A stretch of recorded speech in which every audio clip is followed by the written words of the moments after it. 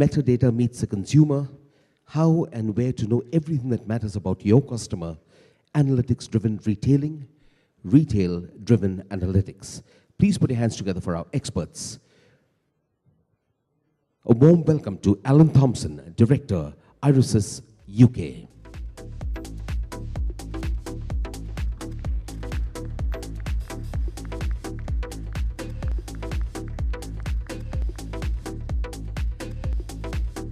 Please welcome Mr. Kiran Murthy, Chief Executive Officer, AskMeBazaar.com.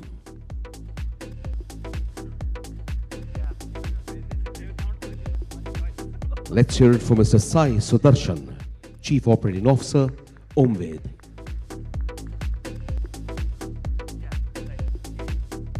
A warm welcome to Tejas Kadakia, Co-founder, Easy Rewards. Let's meet Mr. T.P. Pratap, Co-founder and Chief Marketing Officer, Quicksilver and Woohoo.in.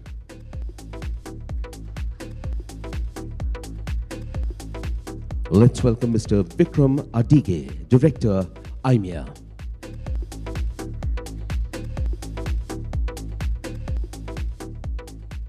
A warm welcome to Vinay Ambika Kediur, Senior Vice President, Retail and Manufacturing, Cognizant.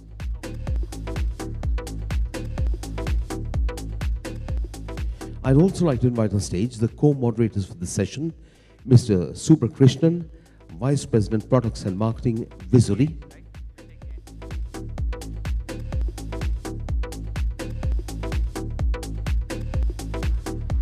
And Mr. Nadish Ramachandran, Industry Head, Retail, Google.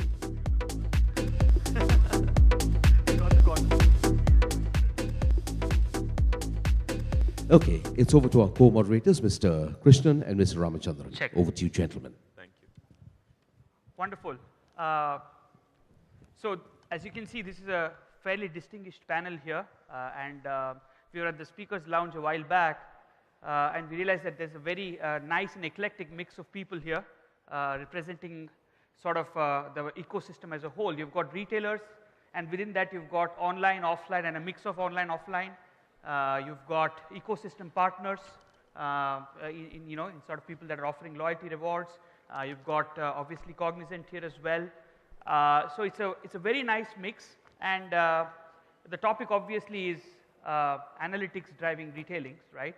So what we want to do today is, and Nadish, you can pitch in here as well, is broadly look at a structure where we start with understanding what are the sort of data that is available for retailers when they think about analytics. We'll spend some time on that. Then look at typical questions that retailers face as they look to leverage the data. Is it a build versus a partner? What are the sort of options available there to ensure that data is effectively getting aggregated and utilized? And finally, we look at the actual usage of that data. And I think there are some very interesting use cases that seem to be emerging. So we'll try to sort of give you as an audience a sense of that. Sounds about right, Nadish? Perfect. I think what we'll do is we'll start off with giving you a little bit of a glimpse into what each of these esteemed panelists are all about. So maybe less than 2 minutes about yourself, maybe an interesting fact that people in this room don't know about, and a little bit about your company. So I'm Kiran. I've been setting up and running AskMeBazaar for the last 2 years plus now. I used to run a radio station. I don't think anybody would have expected that in this room. That's an interesting fact. Moving on, Bazaar, AskMe is a 30-year-old company trying to help retailers do more business, or businesses get more business in this country. Bazaar is a layer on top where we try to build transaction-related services to them. AskMe is still a very advertising or listing-based business. We're a transaction-based business. So we bring in payments and logistics and customer care and catalog management as capabilities into the ecosystem. And that's what we do for a living. That's less than 2 minutes. Good morning. The interesting fact, I guess, about me is that I'm not from around here. I guess you figured that out by now.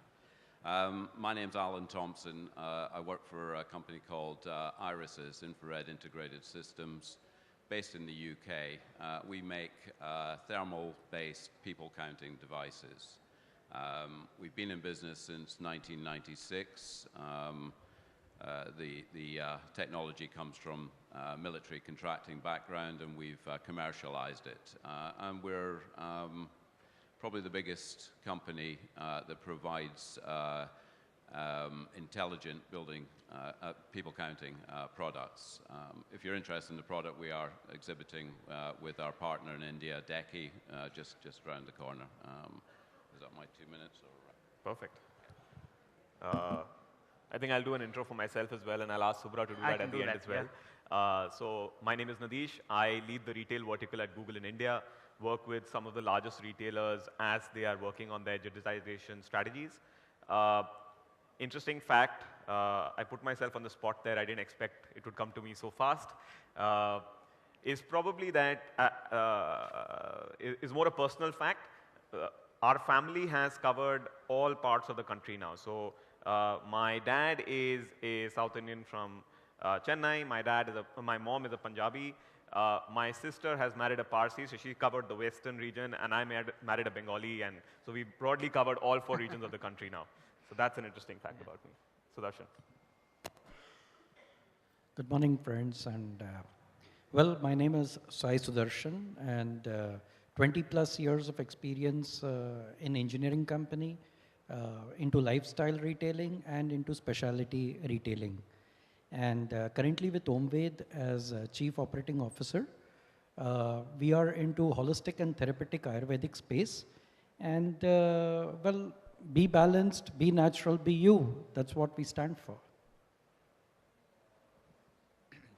Hi, I'm Tejas Kadakia, co-founder of Easy Rewards. We as a company run retail technology as our core into our systems, and companies, retailers like yours use our platform and us as a service to run CRM, loyalty, and reward programs for all of you sitting here. Specifically, we run these programs at an omni-channel level to provide services not only at a technology level, but also to run this, manage it for retailers, to understand the customer from the data and from the insights which come in to drive experiences for the customers. Instead of doing generic campaigns, can we really personalize those campaigns? And that's something which we're going to anyways talk today. And that's something which we do for a lot of the brands in India. Thanks. Morning, everybody. My name is Pratap. I am here on behalf of this company called Quicksilver. As I was introduced as being from Quicksilver and Woohoo. So it's, yeah, it's not that we are a big conglomerate. It's one company, Quicksilver. Just that Quicksilver is the B2B aspect of our business, where we provide the gift card technology platform to retailers and e-tailers across India. And today, about 90% of gift cards operating in India are managed on the Quicksilver platform. And that's about 6 years old. And Woohoo is a consumer-facing brand, which is 6 weeks old. And so it's a B2C consumer brand. And the joy for us is that we are in the exciting space of gifting. So we see ourselves as, while it's a technology platform, all the elements of technology is a SaaS, cloud-hosted, multi-tenanted architecture. But ultimately, for the consumer, we are into the gifting segment. So all the joys of gifting, be it cinema gifting, be it grocery gifting, be it F&B gifting. So that's what makes us go. And a brand called Woohoo. One thing which keeps us happy is that we've got more O's in our name than what Google has. A small company called Google has got only 2 O's. We've got 4 O's in our 6-letter brand. And so Woohoo, that's the joy of gifting. So that's something which we are one up on Google. Fantastic. Hi, good morning, everyone. My name is Vikram. I have been with EMEA for the last close to 5 years, building that business in India. We're the world's oldest and largest loyalty management firm in India. We focus on setting up and running large loyalty programs that require a lot of partnerships and change management. Before this, I used to be in the POS marketing business for a while, and before that I was a consultant for a long time. Something personal is, now that my hair is falling very quickly, I'm looking more my age, so I'm not 30 anymore. I've broken the 40 barrier, I think. People tell me it helps in business development, so I'm waiting for it to cash in. Morning, Vinaya. Vinayambika Kidyu is the full name. Work as a Senior Vice President in Cognizant. As you would know, Cognizant is a leading provider of technology services as well as consulting and business process services across a wide variety of industries. Retail manufacturing, as we call it as products and resources in the company, is among the one of the four sectors that we work on, and it's about 20% of our revenues. I'm glad to be the only woman on this panel, and I realize that it's the woman shopper that brings in the most for this retail business. So I'm one of them too, who does a lot of shopping. Introducing myself, I'm Subra Krishnan. I take care of products and marketing at Vizuri. Vizuri is a big data marketing and analytics company. We're headquartered in Bangalore, offices across Asia Pacific and Latin America. Essentially, we help marketers do three things. Number one, we help them bring together their online and offline customer touchpoint data onto one unified platform. Number two, we allow them to we offer analytics on top of that, which allows you to slice and dice that data any which way and create niche segments. And number three, we allow you to run a lot of omni-channel marketing campaigns on top of that, which includes programmatic capabilities, right? So on exchanges like DoubleClick, Facebook, InMobi, etc., as well as your own website, right? So in the spirit of continuing something interesting, complementing what Vikram was saying, he has broken the 40 barrier and is starting to look his age. I look like this, but I haven't broken 40 yet. So, that's the interesting thing about me, I guess. Yeah. So that's a quick round of introductions done. So as I said, I think we'll get started, get the panel kicked off by looking at when we talk about analytics in retail, what are really some of the data sources that are available out there and how are they starting to get consumed? I think that's where we'll kickstart with. Shall we throw it open to Alan to start with? Yeah. It's interesting, and we were having a large debate before we came in here, interesting conversation. We thought, as Subra and I were chatting, and we thought it would be interesting to start the conversation with the interestingly placed two people on my left and right who work a lot with, one of course is a large retailer and the other works very closely with large retailers across the world, largely in the offline space.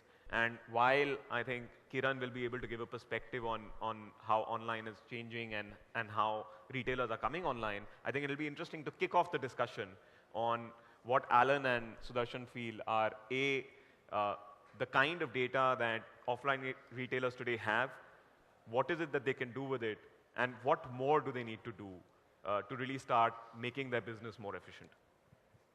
Okay, it's interesting coin of phrase, I guess, offline, because basically it's shopping.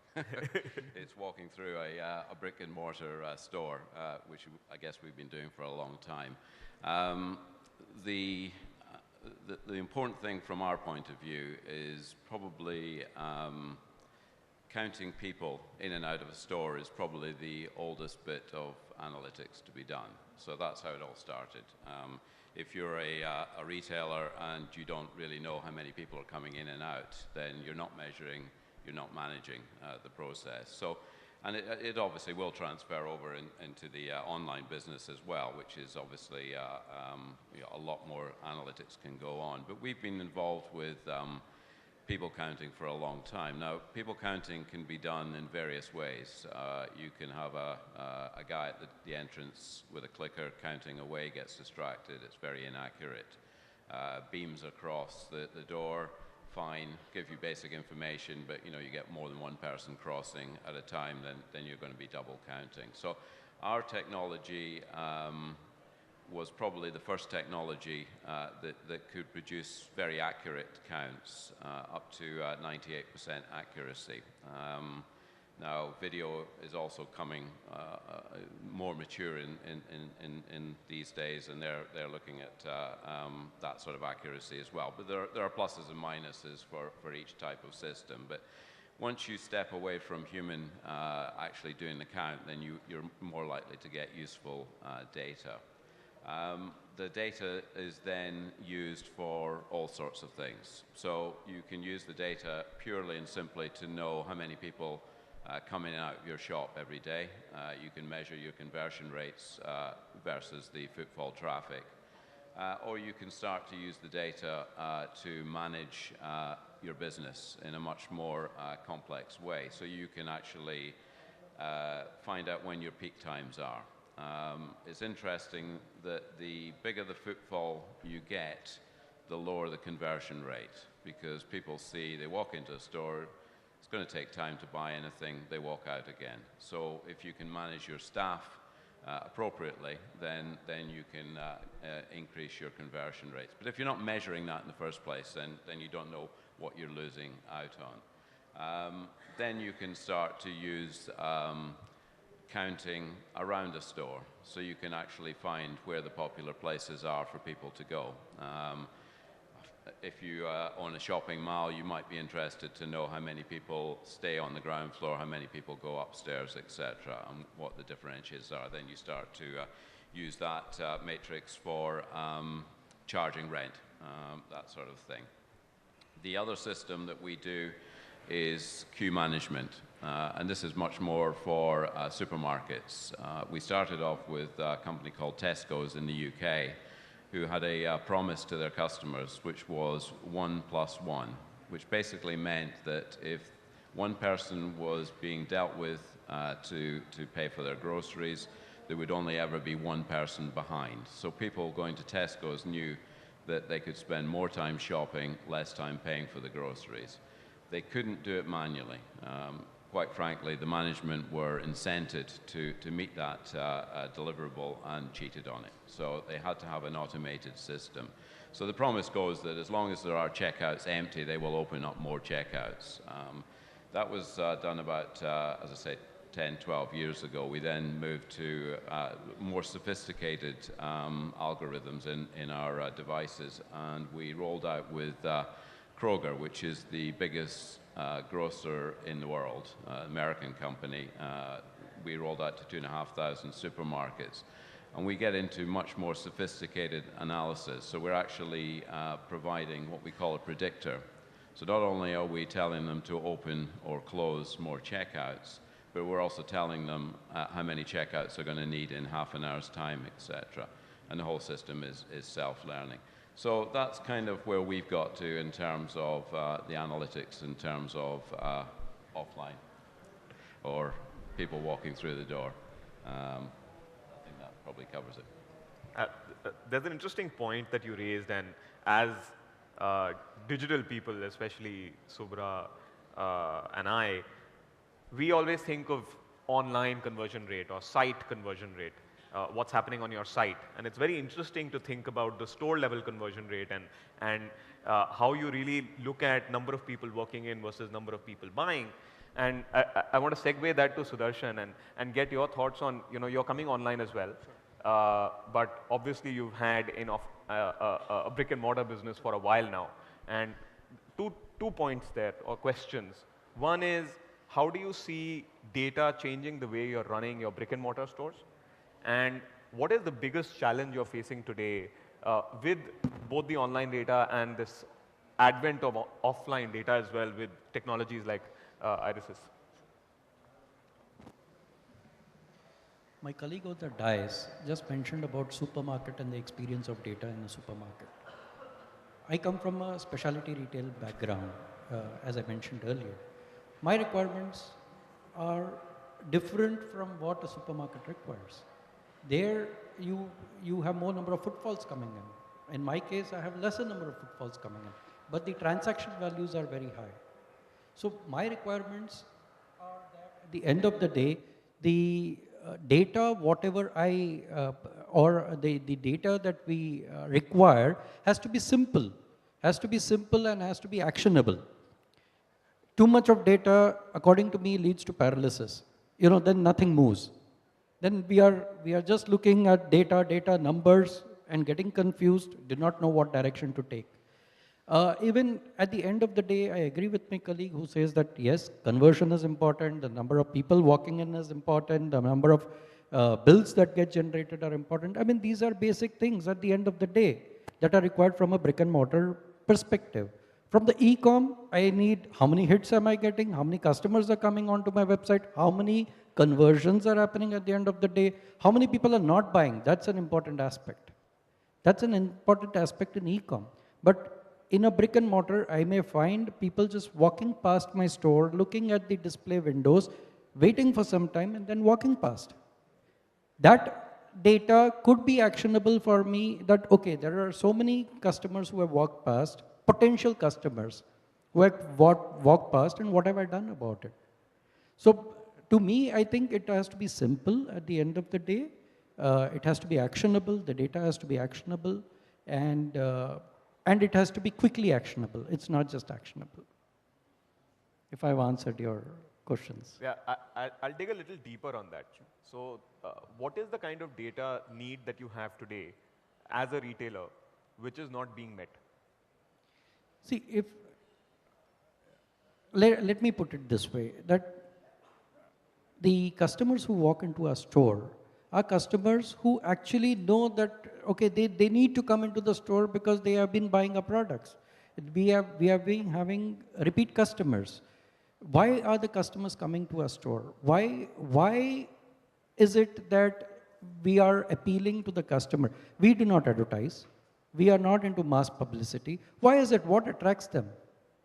We are probably the only organic, natural, Ayurvedic retailer in India. I mean, there are others. Me Too's, there are enough. But probably the authenticity and the credibility that we bring about as a brand is what is more important than anything else.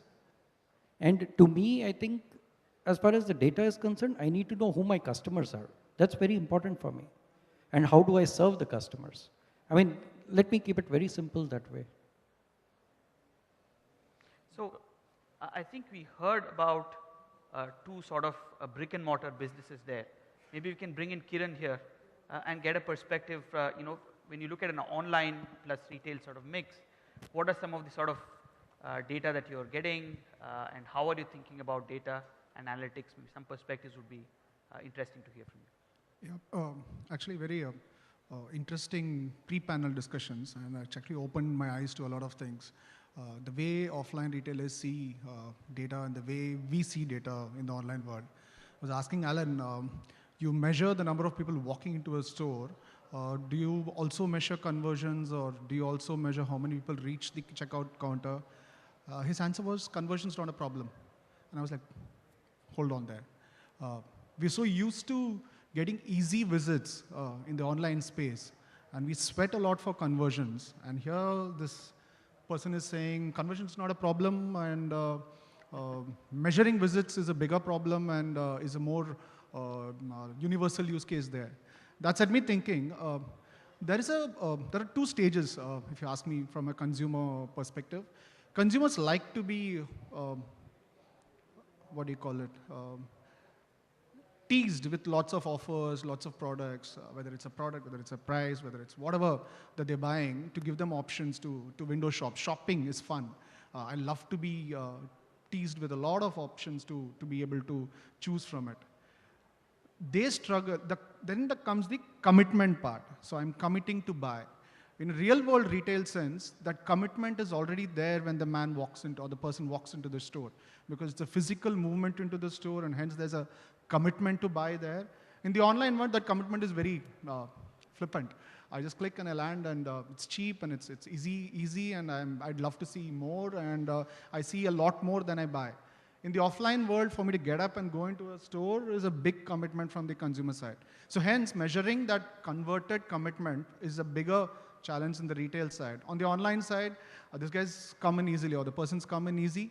So to get them to convert post that, when they can actually move to another store with just another click, which is zero commitment again, is a bigger challenge. So from our side, we spend a lot more on measuring conversions, measuring which products has this person seen, what else can we show him. If he's lost his interest in this product, can we move him to another category? Can we circulate him within the platform so that we have a better chance on converting? So frankly, these are the areas that we focus on, which seems diametrically opposite to what I've heard from both Sudarshan and Alan. Does it? So, sorry, you want? Yeah, no, I was saying that that's a interesting point that you're making, and there was one thing that Sudarshan mentioned centered around, I want to understand who my customer is. And there was another point that Kiran mentioned on how do I get this person to convert better, because I think your understanding of who the customer is probably a lot better than yours. And I think that's where, Tejas, I think you could shed a little more light on how businesses can bridge the gap between these two questions. Who is this person, and how do I get this person to buy more from me? I think when we were discussing just pre-panel also that one of the critical things to understand who the customer is, and India is actually blessed in that sense that people love sharing data if you're able to incentivize them, right? So if you don't really incentivize them, they're not going to give you anything, and you don't even know if the data is going to be correct. So I think the critical aspect is if you're able to do even a simple incentive or build a program where you can say, hey, I'm giving you something back, but for that, I need some data, right? Okay. So it can start with as simple as a mobile number, which can answer Sudarshan's question that, okay, can I first understand who the customer is by one attribute of the customer, and that attribute could be as simple as a mobile number. Right? People in India, which, because we run so many programs at an offline retail, we've realized that from the data aspect of it, people don't mind sharing mobile numbers. They don't mind sharing their name. Because it's at a retail point, you know the gender of the customer. And if you're able to give a bait saying that, hey, I'm going to give you something back on your birthday, it is pretty simple to capture a birth date also. So, that 4 parameters can actually make you understand some insight into who the customer is. And because your POS data is giving you the input of, what the customer is buying, and if you're able to merge that two, can answer both the questions of who the customer is and what he's doing. And if you're able to merge that to simple things and, take that repeatedly, it can allow you to understand how many times the customer is walking in, what they are doing because you're taking the data from POS, and because you're capturing the simple aspect of who the customer is by a mobile number, it can give you the attributes of doing things of, hey, can I create things to bring him back? Right? So that's what I think at an offline aspect can really solve. And online, Ask Me and Us are really working very closely to answer the questions of what the customer is doing online.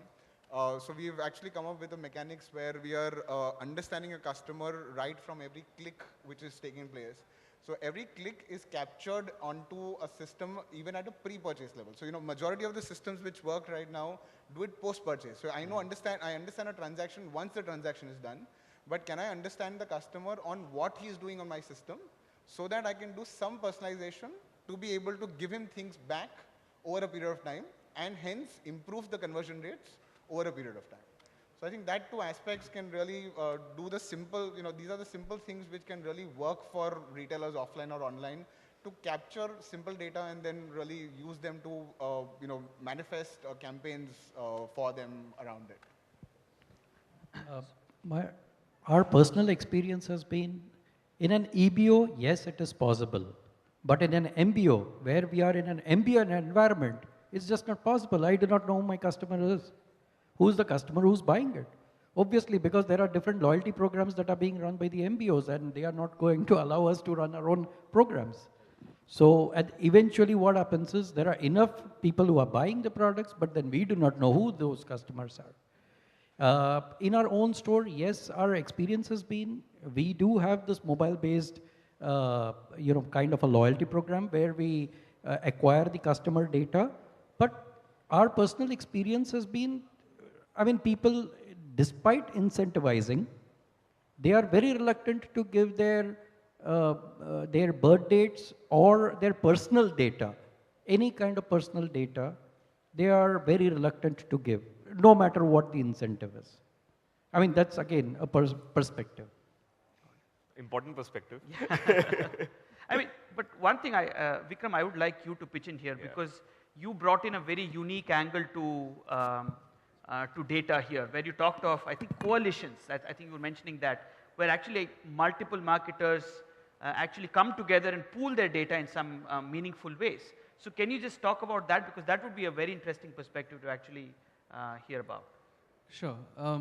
So a lot of what I've been hearing, I think, has to do with getting the permission of the customer, ideally, to set up a channel for a two-way dialogue.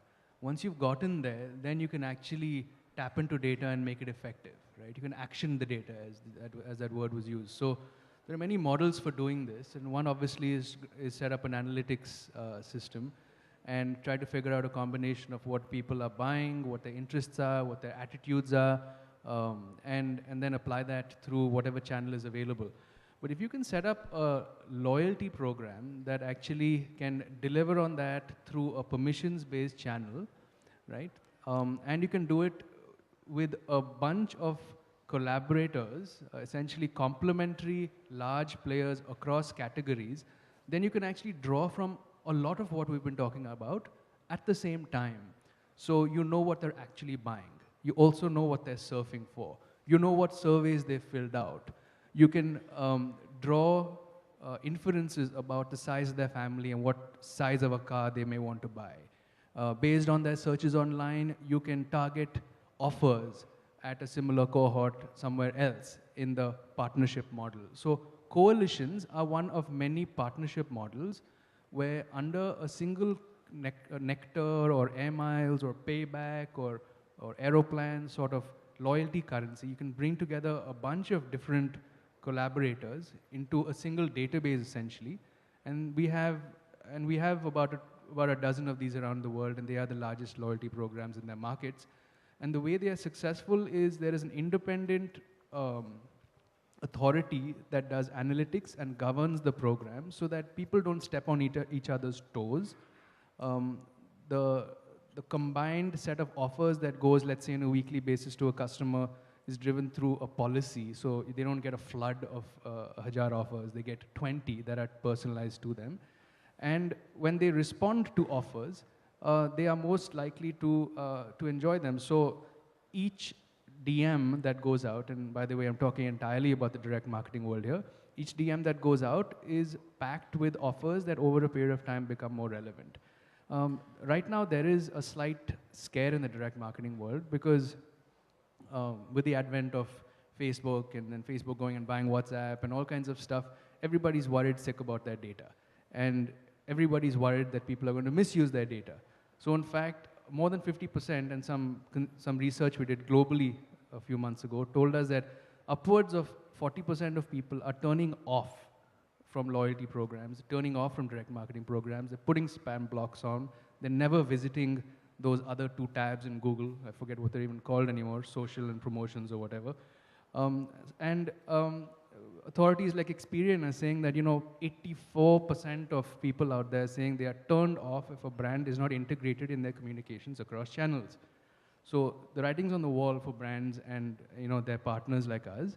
It is you have to be more relevant, and you have to do it in ways where you can piece together the puzzle across different entities that bring different things to the table.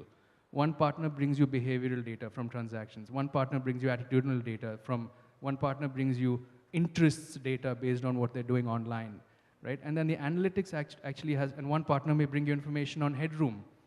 So each category knows how much they can actually target a customer without tapping them out, right? So over a period of time, data like this can be used to create a tighter, shorter, more targeted conversation with people and actually solve the biggest problem right now that exists, which is the overwhelming amount of offers that people are getting.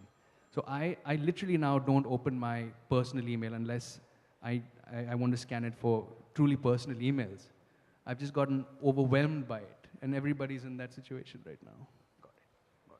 I think we talked about the types of data available, but maybe I would like to start bringing in Vinay and Pratap here and just try and understand how that data is getting actually utilized on the ground by retailers. And I think, Vinay, this is a perfect it would be great to hear from you on that part, because I think you actually do work with a cross section of retailers, right? So, variety of reasons why we could use this data into multiple uses for our customers. But I thought I'll pick up on the topic of personalization, maybe, and even hyper-personalization of the data. We heard a lot from Tejas as well as Vikram on these things in terms of how to gather this data from various sources, but it's also important that when I am a retailer, or on the online world, I figure out who my customer is, and customers love to be understood who they are. They want to feel special, and I think it's the onus of the retailers or the channels themselves to make sure that they felt special. In which case, a lot of tracking happens across multiple channels. Vinaya today, she was browsing, happily doing something, trying to figure out what she wanted to look at, maybe a handbag. Then I started looking at belts and scarves maybe, and then was on Facebook and started seeing what was trending out there. So a lot of information can be gathered about just what habits I have online, the kind of footprint, the digital footprint, or what we in our world call code halos of Vinaya or as a shopper, are collected there, and harness that information to truly personalize what has to be sent. I mean, to actually put it in context, personalization is more about hindsight, a lot of data that I have left behind as a trail. But I think in hyper-personalization, what we are looking at is our ability to judge the likes of Vinaya by the click she's making, I guess, right, in the online world, and try to give the offers to Vinaya what she should possibly buy in the next few weeks, months, whatever, right? So keep giving her that. And also get into the further world of real-time personalization, where maybe when she walks into the store and she's in a specific aisle, maybe that's one of the things that she browsed in the last weekend is sitting there, and give her an immediate offer so that she might be tempted to buy that and really do the conversion that we were looking for.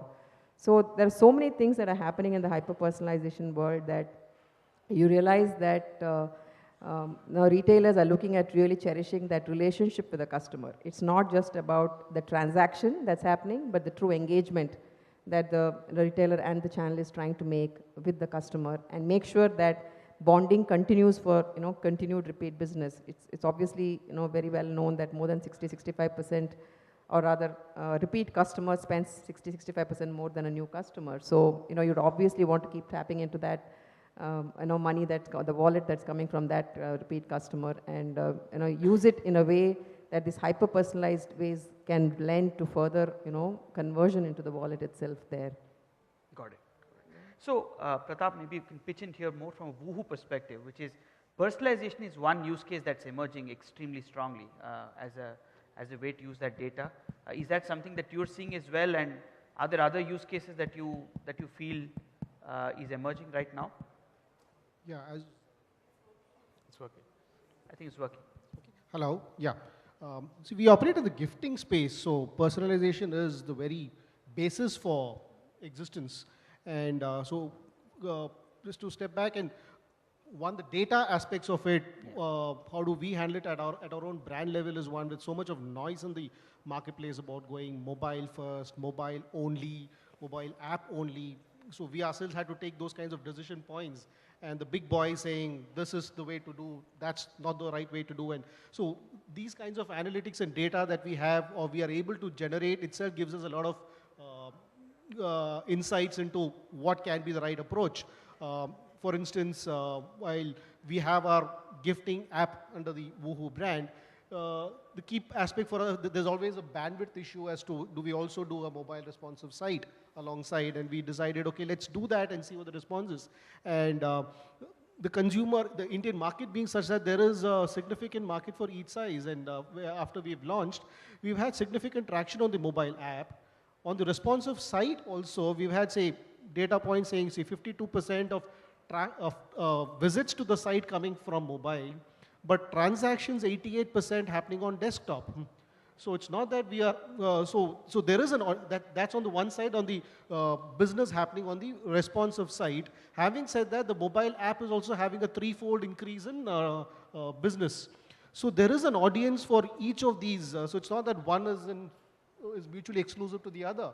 And so had we listened in the absence of these kinds of data to the front page and media saying so-and-so brand has done so-and-so, so everybody else should follow suit, we would have probably taken some decisions which we might have regretted or may not have been right.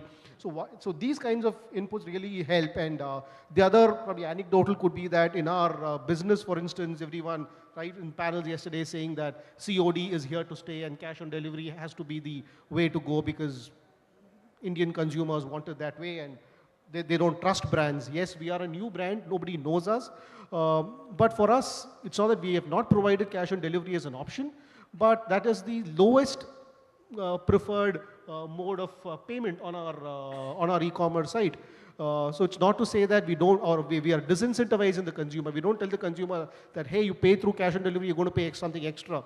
We make it equally available to the consumer.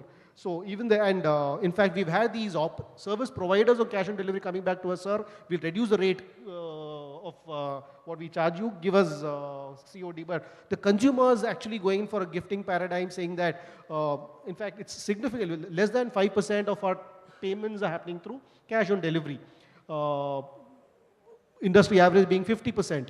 And we kept it as an option because I have been driving the gift card category, evangelizing, pioneering the gift card category. So it really, we didn't want to keep it as an option not being provided when everybody, all the big boys are doing that. Should we also be not providing that option? But we provided it, but the consumer still prefers credit card. They do trust a brand called Woohoo with their credit card information, debit card information, net banking information. So these are certain insights that we get on our own side.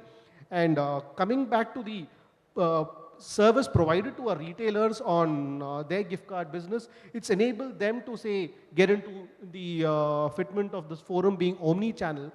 Our platform has enabled brands to get into an omni-channel presence in the sense that a Shopper Stop is present in a Croma is present in an Amazon, Titan is present in an eBay through their gift card mode. So otherwise, how else would a brand like a PVR have been able to productize their cinema experience and make it available to consumers to provide a gifting experience through a marketplace? So our platform has enabled brands to collaborate with each other. A Cleartrip is present with an Amazon launched on each other's marketplaces. So these kinds of initiatives have been enabled by these kinds of initiatives. And the beauty of these data points is that quicker activities can be taken, can help, unlike probably in the offline world where the kind of program that you launch, one is not to say that the hunch doesn't work. A lot of it in India really, it does help, of course. We do have to work on a lot of gut as well, and because of the fact that we all come with experience in our respective domains, and there are these intricacies and complexities of the Indian market which have got to be kept in mind, and we can work with, अच्छा ये experiment कर सकते हैं, and चलता है नहीं चलता है, but लेकिन फिर भी it has to be done based on the absence of data. But the fact that with data we are able to take on quicker experiments, and lots of times I myself have been proved wrong. So where the junior person in the system wants to run an experiment and let's run it for 2 days and that's really succeeded. So that's in a way, let's say, democratized decision making with the amount of data that's available, that in the sense that we launched a gifting thing, and the number of transactions of, say, were humongous numbers that we thought which will not happen. So that's in a way, these are anecdotal instances of how data has really helped in the kind of decisions being taken at an organizational level, brands able to collaborate with each other on having an omni-channel presence and the like. You know, one big thing that I took away from what you were saying was that don't just rely on somebody else's opinion or somebody else's data set, because that may not be relevant for you. Absolutely. And I want to segue that to Kiran. Retailers are not data scientists. That's not their job, right? Their job is to sell products and services. And you are in the domain where you run a retail business, but it's backed by data. Everything that you do is based on decision making, and therefore, you see the advent of data scientists and teams of people who are just doing analysis of what's happening on that site. How do you see, and the reason I want to take your take on this is, how do you think a retailer should be looking at that data, and how do they analyze to do hyper-personalization? How do they analyze to get insights and take decisions the way Pratap was talking about? Okay, I think So let me say there are three kinds of data the way I see it. There is this whole awareness data, which helps you understand who your customer is. There is this action data, which helps you act on that data so that you can get more business out of that customer. And there is this amazing data, which I don't think many people have seen, except maybe Google and Facebook, which gives you a full understanding of what this guy wants. Maybe even he doesn't express it, but you know better than him. That's the third level of data. So assuming that the third part is a little while away, most of retail data that we give to brick and mortar retailers today is awareness data. Frankly, a flood of it, and I heard Sudarshan say it, I can't handle more data. And frankly, our own experiences working with retailers has been exactly that. Throw a lot of data at them and they're saying, excuse me, can you just tell me what's going to give me better business or more business? And please manage the data for us, we don't want it. We actually share all data transparently between the customer, the buyer, and the seller. We keep it that way consciously because we're a directory business. We publish data. We give access to data. That's what we do. So we actually let it flow through. And we've seen retailers struggle to make sense out of it, or even being able to act on it has become so challenging that they say, you manage it. Let us know how you can drive more business. So they are more focused towards a do-it-for-me kind of a model where you say, give me results, manage the rest, please, is the current experience that we have. This could be for branded retailers who want presence also along with business. Could be for traders who want business but don't care about, frankly, their name being flashed outside. Or could be retailers who are saying, drive me footfalls, I'm not interested in the online business. So frankly, we are approaching all three aspects of this whole do-it-for-me model. The first one is a marketplace where we want large retailers to put their catalogs, maybe create a shop and shop, give them experience. The second one is the hyperlocal model where we're saying you're a large trader, you want more business, you don't care much about your brand. We will drive the orders and we'll get it executed through you. And the last one is our payment product, which we're going to be launching soon, which will be focused towards driving more conversions, more traffic into the retailer's store.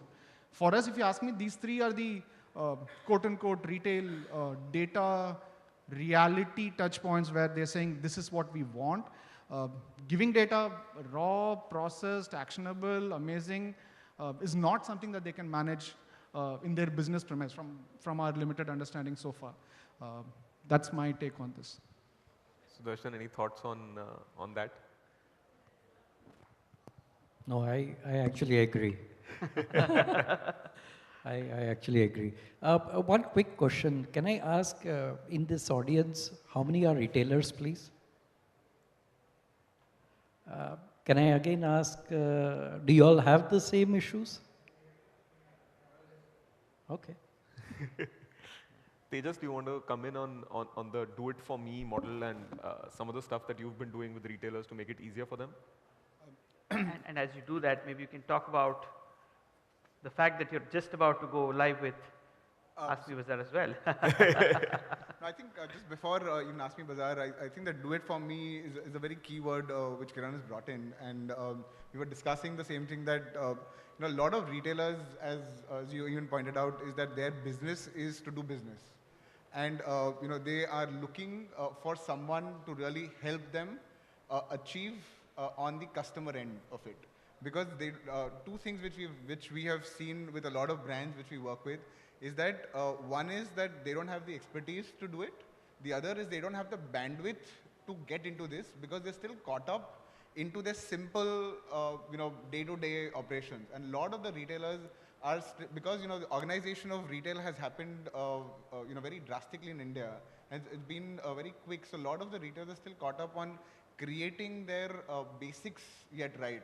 So they've not been able to focus on the data to be able to drive, and it's never become imperative for them to do it. So hence that has allowed us to step in for them to build that relation for them from the customer and give that insight to them with actionables, which they can simply start engaging their customer with.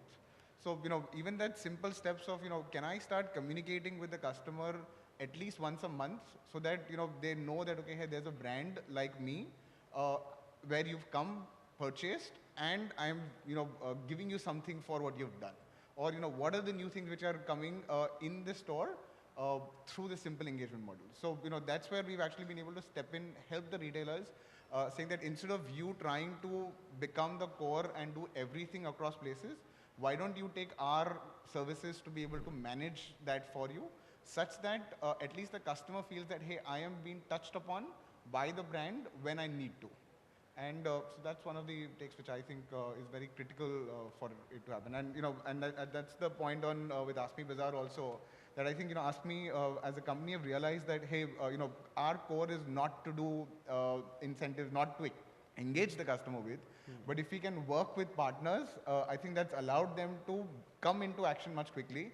It's allowed them to go into market much quickly than had they developed themselves. And I think Kiran would be able to give more insights, because they're working not only with us, but with a lot of partners like us.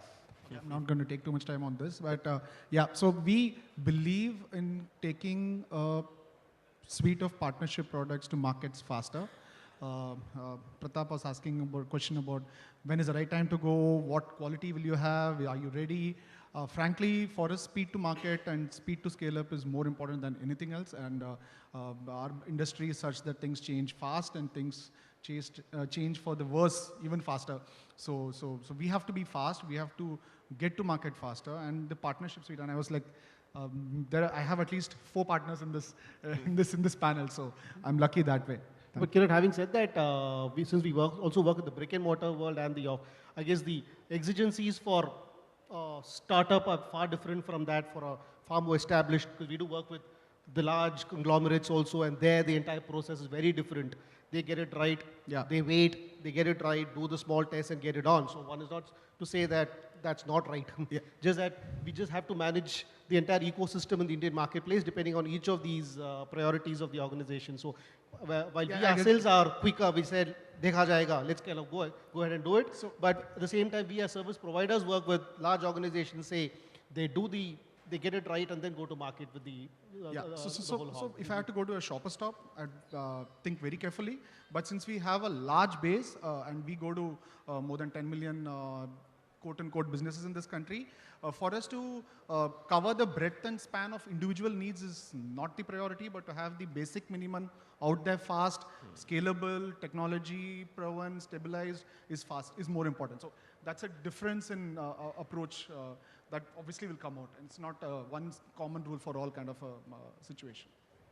Alan, what's your sense on this in terms of very specifically the build versus partner approach, or how data should get utilized? Is it better because you understand your data the best, and therefore you are in the best position to figure out how optimally to use it? Is it that, or is it more about there are players that know how to do it, so it's better to go the partnership route? So I guess you double up as a mind reader, because that's what I was about to say anyway. I saw a few people put their hands up that are retailers, and really we are all talking about data here, whether it's offline, online, etc. That's your treasure. That is very, very important to your business. Now, quite frankly, your business is selling goods. Our business is providing that data and that analysis. Now, most of our partners around the world, and certainly in India with Deki, they can manage that process for you. So they can monitor all your stores in country. They can provide you with reports, and they can actually provide you with some intelligent analysis on what you're actually looking for. Because having the treasure in the first place can be meaningless unless you actually action it and do something with it. So that's obviously we don't just provide the number of people coming in and out your store. There's a lot more to it than that. Nadish, I'll put you on the spot here, even though you're a co-moderator here. But I think it would be extremely interesting to hear Google's perspective on this, I think. Because obviously we talked about a DIFM model, and I think Google has really seen 2 things: a very broad spectrum of data across a very broad spectrum of verticals, including retail, right? And more importantly, a very broad spectrum of client types. Not all clients can afford a DIFM, right? So what is Google's view on this? And I think that would be very, very unique. Look, I think as Google, there are 2 fundamental parts to the question that you mentioned. One is how do we look at data? And the reality is we are at the end of the day a data company, right? That's our core. If you look at our mission, it's about making the world's information universally accessible, right? So to do that, you have to be a data company. So by definition, that's what we do. It's very easy for us to do because that's core part of our job. The second part of the question is how do we disseminate that, or how do we make it universally accessible? One is the consumer side of it, where you are trying to answer a consumer's question before they have asked it. But if I look at the business side of it, there are enough and more tools where you as a brand, a marketeer, a retailer can actually go and get information on what consumers are looking for. So, and I don't want to go into much detail, but there is a simple online tool called Google Trends. What does Google Trends do? On Google Trends, you can go and type your brand name and see what people are looking for along with that. So are people looking to buy you online? Are people looking to find your store? Are people looking for your offers? Which are the other brands that they think associate along with you? So Sudarshan, to your question, why do people buy from me, or which are the other brands that consumers think about? This could be an interesting way to identify who are your real competitors. Because a lot of times we actually think of our competitor set as people that we have defined as our competitor set, not necessarily who our consumers see our competitor set as. And that's a lot of information that we try to do at scale, available to people at large.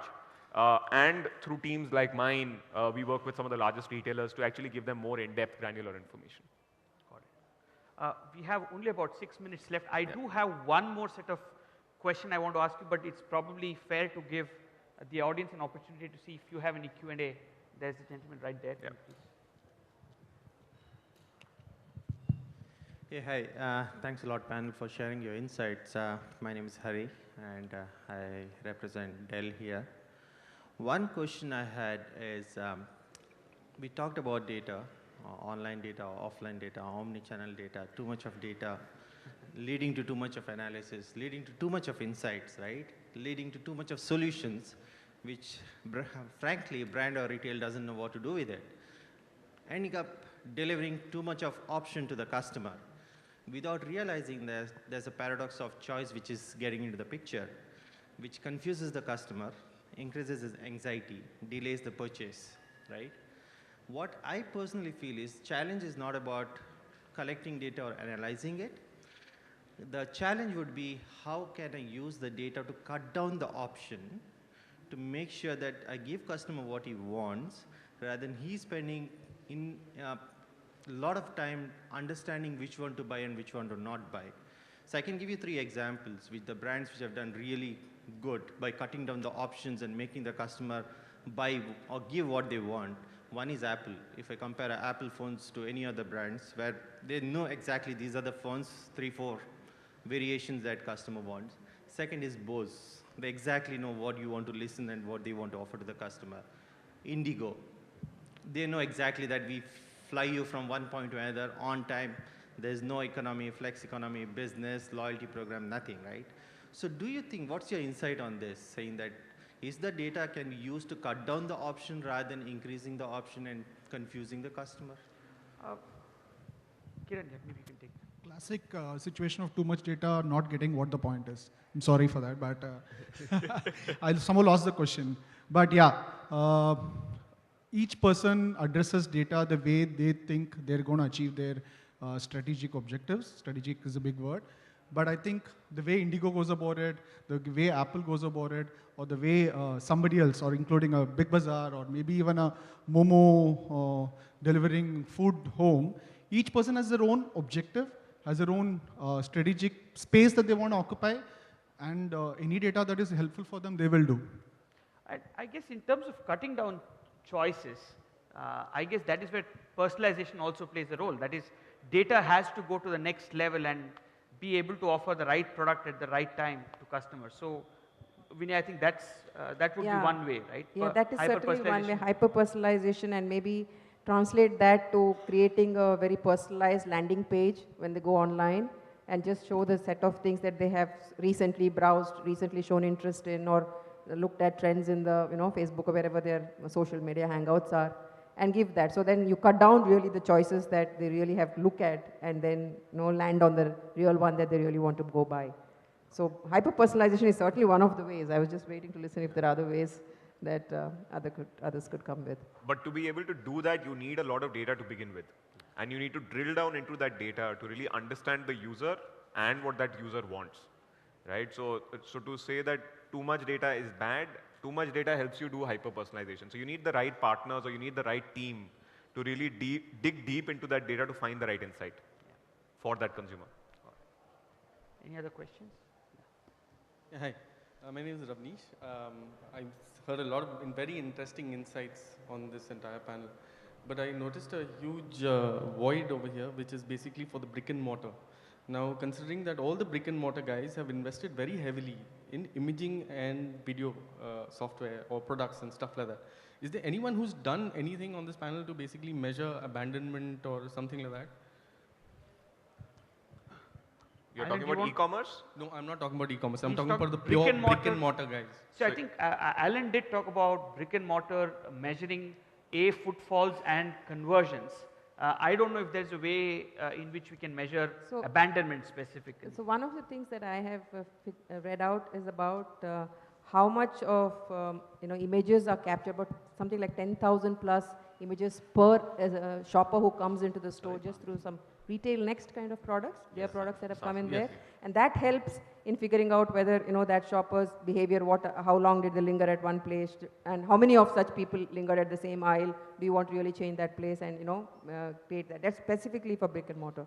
So we did something very interesting in this similar space where we basically use your video feed and stuff like that to understand, to basically put a unique ID to every consumer coming into the store, to basically track their return. So how many times do they come back within 90 days? What do they come back? What kind of stuff do they actually touch and stuff like that? So we also put down an age bracket to these guys, put down a gender, and then put down a mood to them when they're actually looking at everything. The entire, now all the data that everyone's looking for out here is actually what happens, for the brick and mortar guys, I'm talking specifically for the brick and mortar, is what is actually happening on floor level. So do you have a retail performance index? So how are people, so how is your queue time basically working? What is your in and out count? What is your abandonment? What is your cart abandonment? What is your queue time? What is your staff to consumer ratio? That kind of stuff. So if something is available for you over here, would the brick and mortar guys adapt to something like this or adopt, considering you already have the hardware? Are you talking as a retailer or as a service provider? As a service provider. You're a service provider retailer. Yes.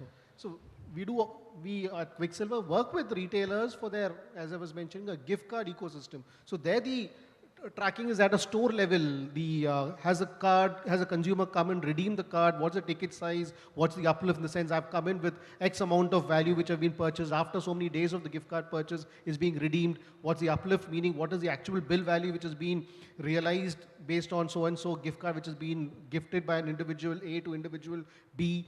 So what is the city-wise dynamics within a city? What are the store-wise dynamics which takes place? What time of, what kind of promotions run? If a promotion is being run, what kind of success happens during what time of day? Those are the insights which are available on a real-time basis to retailers depending upon the business needs actually. And but that is action-based. Those are? Action-based. So when I go and perform a particular action, either Absolutely, I process yes. something like that is Yeah, but the short answer to the obviously rhetorical question is yes. That's what I was wanting to hear. But we are on the clock here, so I guess we'll have to stop. So once again, I think thank you very much. I think we did hear extremely insightful views. And as I said at the beginning of the panel, this is a fairly eclectic mix that you're seeing here, right? Offline, brick and mortar versus online. Partners versus people that are collecting or processing data. So thank you very much. Any other closing thoughts, Nadish? No, I'm good. Perfect closing. Thank you so much. Thank you.